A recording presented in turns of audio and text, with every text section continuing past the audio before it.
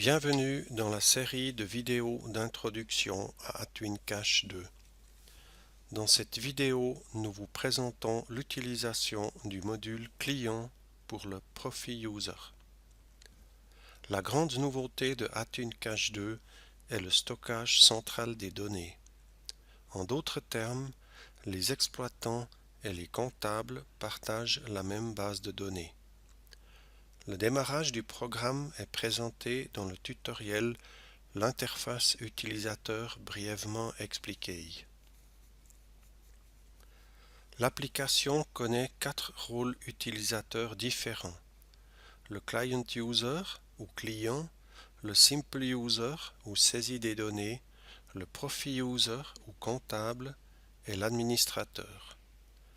Tandis que le Client User et le Simple User peuvent uniquement modifier les données comptables, le Profi User et l'Office Admin disposent de droits supplémentaires. C'est ainsi que se présente l'écran de démarrage du Profi User.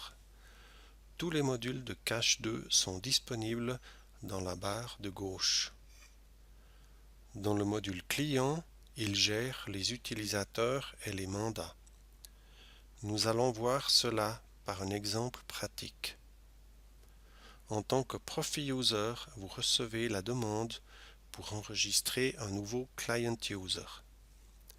Pour ce faire, nous cliquons sur Nouveau dans la barre de menu.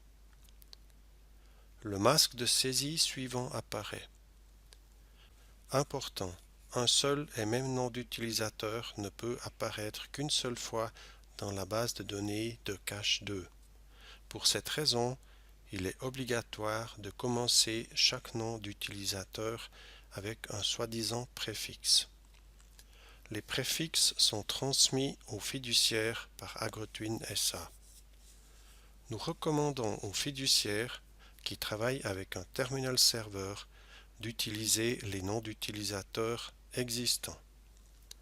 Dans notre cas, le préfixe est AT-.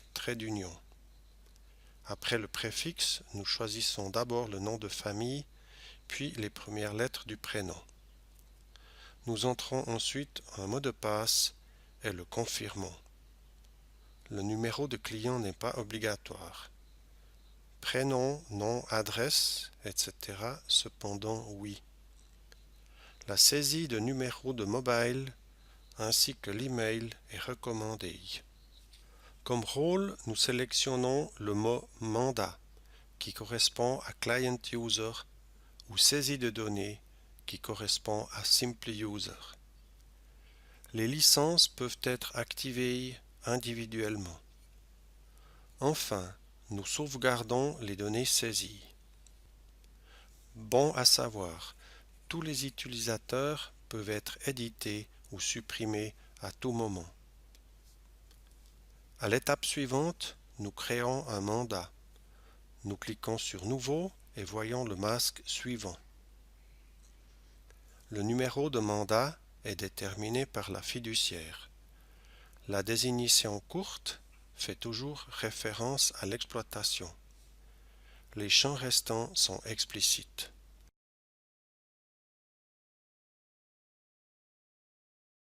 Les paramètres de base du mandat pour la saisie des comptes analytiques ainsi que la TVA sont sélectionnés ici.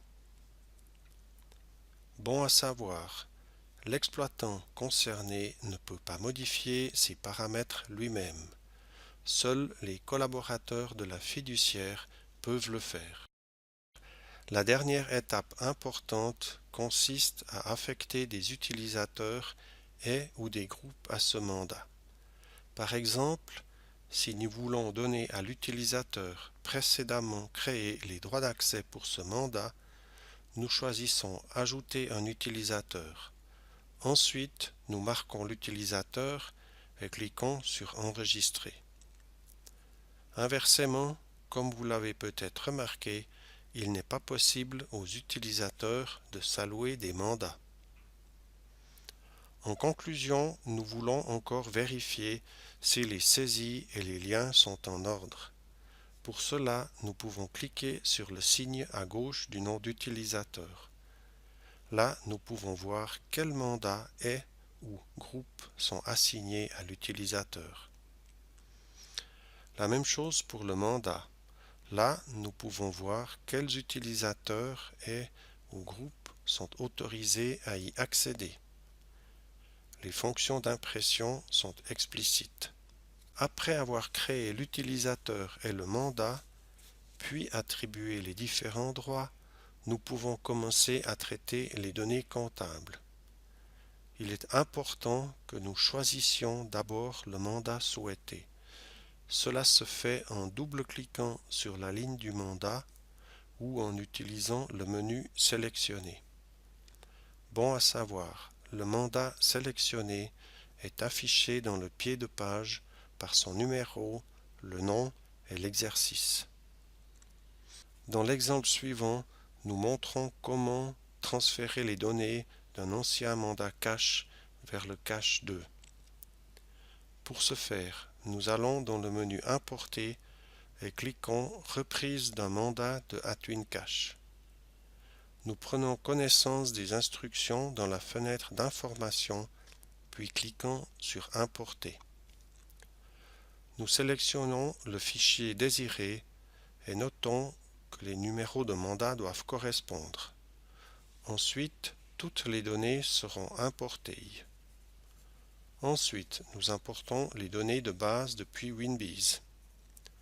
Nous sélectionnons le mandat WinBees approprié et cliquons sur l'exercice en cours.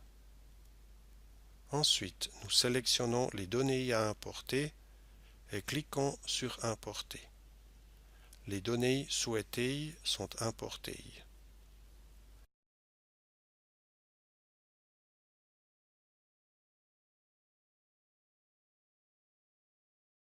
Dans le menu Importer, nous trouvons la fonction Restaurer la sauvegarde du mandat.